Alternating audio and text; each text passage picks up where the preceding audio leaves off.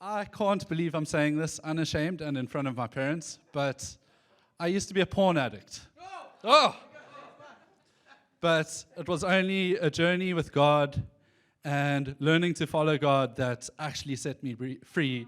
And not only just set me free, but rewarded me. Doesn't make sense.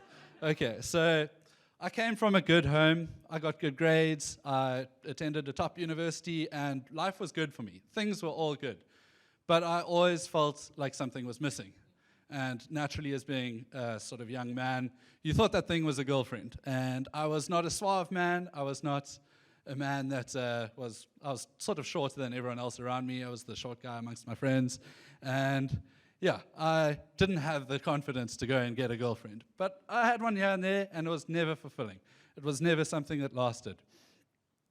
And through that, some people influenced me to start looking at pornography. And shamefully to say, it started as a curiosity, but it's quickly, very quickly, progressed into an addiction.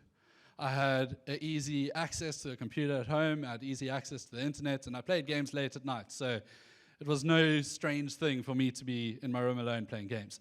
And yeah, with basically every opportunity, I would try to find a way to get there. And eventually, I was in a bad relationship. I was still addicted to porn, but someone invited me to church, and I decided to come. And I got baptized, I got saved, and that was the end of it, right? No, it really was not the end of it. I tried to stop. I tried my hardest to stop, but at everything that happened, I just went back. I couldn't stop. It was not my will that was strong enough. So in Exodus 13, verse 17 to 18, it says, "Then it came to pass, when Pharaoh had let the people go, that God did not lead them by the way of the Philistines, although that was near. For God said, lest perhaps the people change their minds when they see war, and return to Egypt.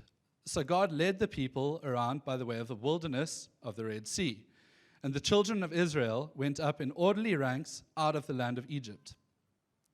You see, I tried to be strong-willed.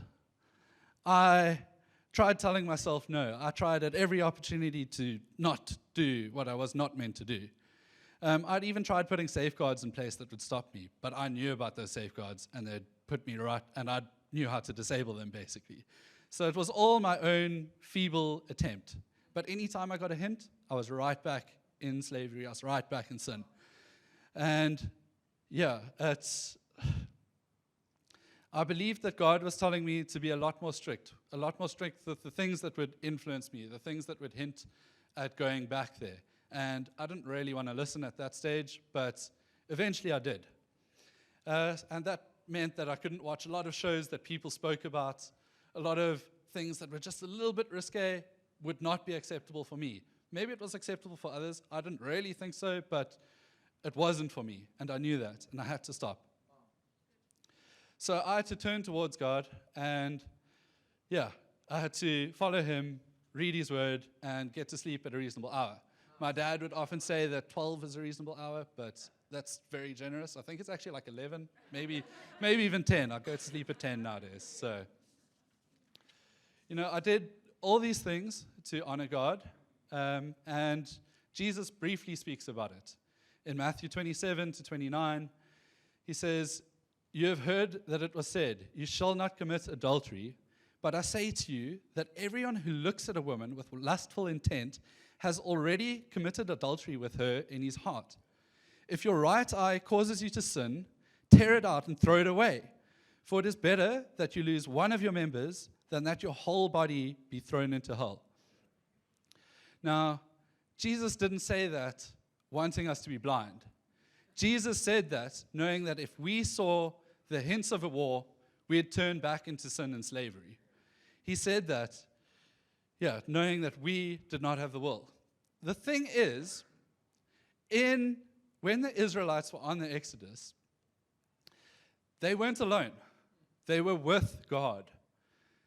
They were with God in all the times. He led them. He told them where to go. And that had to be their focus. If they looked back and saw the Egyptians, and the Egyptians were coming, they would have turned back to Egypt. They would have turned back to slavery. But no, they had to look towards God. They had to set their sights on God, and that is all they had to do. So, inevitably, if I look back on things, and if I look back at where I was and what had a grip on me, I would turn back to it, and I would go back to it, and I would lose my freedom. I would go back into slavery. So I had to realize that my job was to focus on God, to follow Him, and it wasn't me that would do the fighting. All I had to do was focus on God. God would do the fighting. God parted the seas for the Israelites to walk through. And at the end of it, when the Egyptians were catching up, and it looked like war was going to start, God closed the sea on the Egyptians. He was the one. You know, I gave up a lot of things. I stopped watching a lot of series. I had to block a lot of people on Facebook that would post things that maybe seemed acceptable. Maybe they'd get a lot of likes for it, but it was something that would get me back into sin and back into slavery. I had to give up all those things. For me, I had to stop the half measures. I had to follow God and follow where God was leading me. I had to be around people that would point me in the direction of God and not my own, not friends that would influence me into doing worse things. So, yeah, I wasn't just saying this because, I wasn't just giving up those things because I wanted to honor God. It was a big motivation. It was the main motivation. But I was also trying to say yes to my future wife, who I didn't know at that stage was rejecting me most Sundays. So it was kind of, So it has now been a couple of years since I've looked at porn. And the temptation has been there, but it's not the temptation that drives me, it's God that drives me. I look to God in all those temptations. It's through God that I'm content, and God rewarded me with my wonderful wife. So I just have to say, thank you, God.